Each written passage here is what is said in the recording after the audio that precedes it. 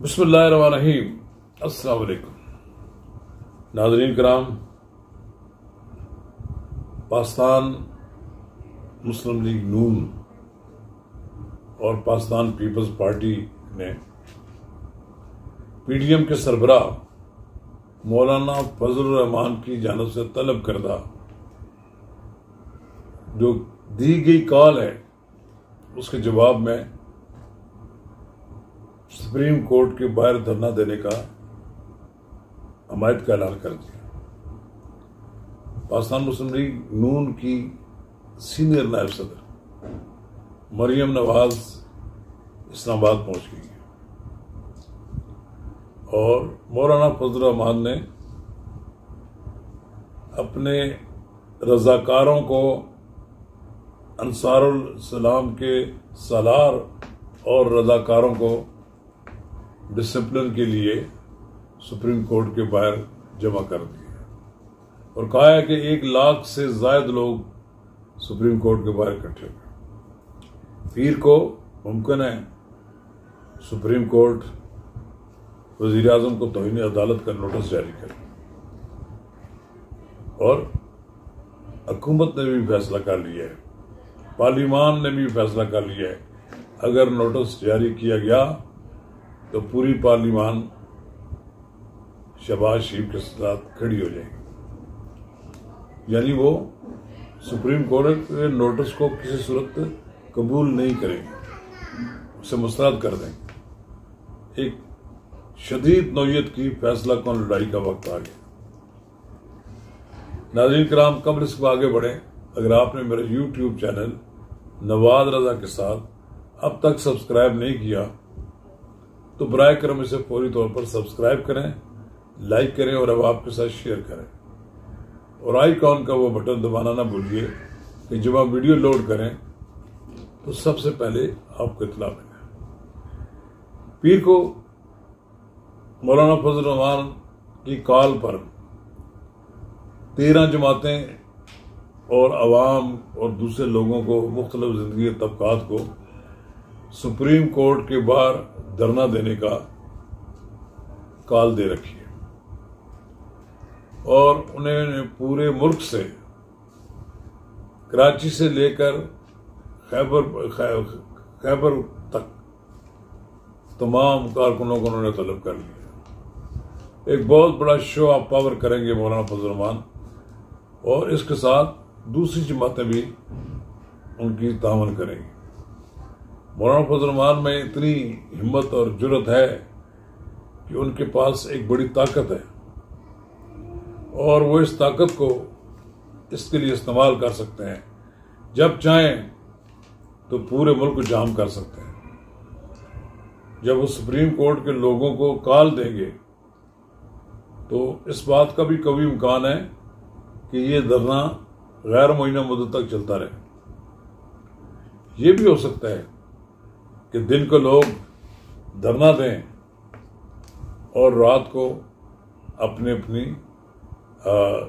क्याम गांव में चले जाएं और अगर उस रोज सुप्रीम कोर्ट के तमाम रास्ते पर कब्जा कर लिया धरना देने वालों ने तो मुमकिन है तो सुप्रीम कोर्ट में कार्रवाई भी कोई ना हो और शायद चीफ जस्टिस अपनी अदालत भी न लगा सके। लेकिन बहरहाल पार्लियामान का फैसला है कि अगर वजीर आजम के खिलाफ तौहीन अदालत की कोई कार्रवाई की तो उसके साथ पूरी पार्लियामान खड़ी होगी। दिलचस्प खबर यह है कि सुप्रीम कोर्ट ने सुबह इजलास बुलाया, अपनी कार्रवाई होनी है और कौमी असम्बली का इजलास जो शाम को हो रहा था वो भी सुबह 10 बजे बुला दिया गया। ऐसा लगता है कि इधर से कोई सुप्रीम कोर्ट ने कोई हुक्म जारी किया, कोई शो कॉज नोटिस जारी किया तो दूसरी तरफ से मुकन्ना भी कोई ना कोई नोटिस जारी कर देगी। फिर ऐसा लगता है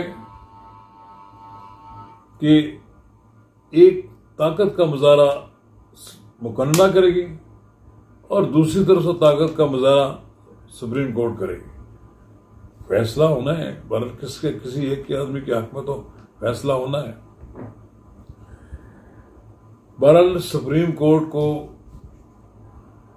एक सोचना होगा या कैसा फैसला करना होगा कि जो मजीद इंतशार न फैले।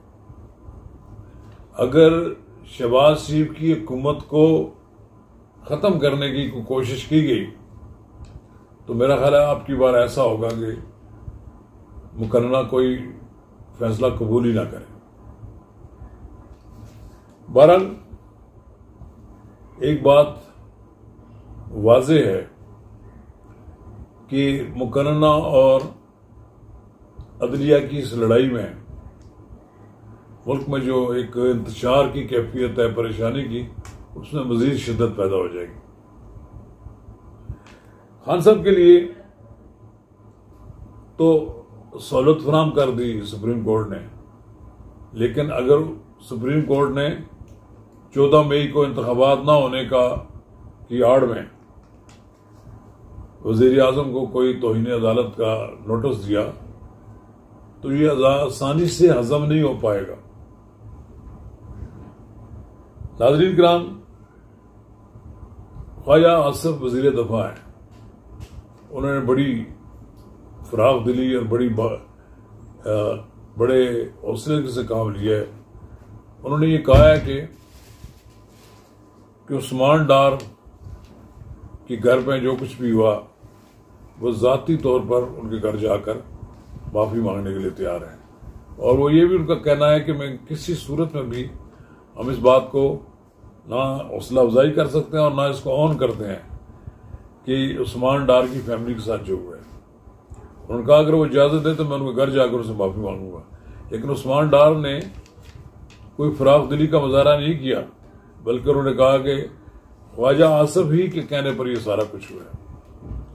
सियासत में जातियात की दुश्मनी नहीं होती, लेकिन बहरहाल सियासी माहौल में अगर एक दूसरे के साथ रवादारी का मुजाहरा किया जाए तो यकीनन सब लोगों के लिए एक काबिल कबूल सूरत होगी, क्योंकि सब कुछ होता है सियासत में, लेकिन लोगों के जाती घरों में माहौल जो होते हैं कोई बेहरमती और कोई वहां का नहीं किया जाता।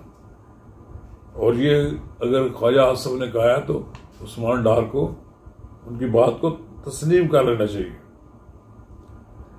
बहरहाल अब तो एक ऐसी बातें भी हो रही हैं कि पीटीआई ने जो बोया था वो अब काटेगी, पीटीआई पर पाबंदी लगने की बातें भी हो रही हैं और मुल्क में इमरजेंसी लगने की बातें भी हो रही हैं।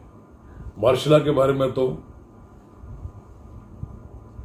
ISPR के तर्जुमान ने दो टोक अल्फाज में कह दिया है कि मार्शल लगने का सवाल ही पैदा नहीं होता, लेकिन इमरजेंसी का इम्कान मौजूद है।